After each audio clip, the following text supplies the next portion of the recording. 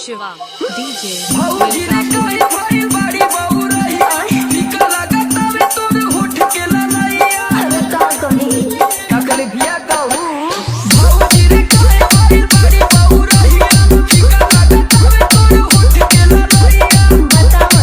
बताओ मकई के लावा जस जवानी फूटला हो जा पानी फूटला सब भतर तड़ी खाना में सुतला लहर कर खाना में उठला भतर तड़ी खाना में सुतला लहर कर खाना में उठला अरे तो गायन कर खरवा में एक बाल्टी पानी डाल देती जुड़ा जा खाना में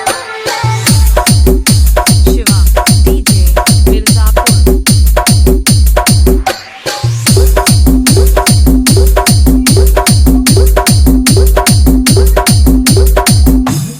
तर तर पसीना छूटे हाँ। पोरे पोरे दहिया टूटे ओहो झरला जियरवा हुआना हाँ नो कहियो ना घरवा सूते बड़ा दिक्कत करेला दवाई सुन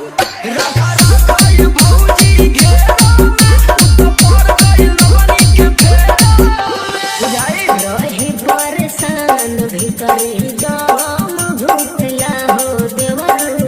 दम घुटला तकलीफ में आई भौजी भतर तड़ी खाना में सुतला लहर कर खाना में उठला भतर तड़ी खाना में सुतला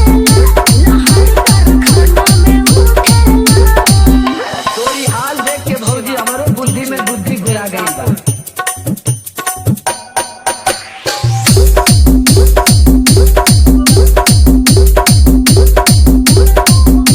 शिवा डीजे महुआ के जैसे सोर जी छुए जवानिया काया छछनावे अभिषेक छोड़ी नया कोनिया अरे का कही बताओ तनी हर कोई जिंदगी नास भौजी पर लागल वो दूसर तलाश भौजी बुझाइल हो अभिराम झूठो हाल ना पूछला हो नाही हाल पूछला ओ नो भतर तड़ी खाना में सुतला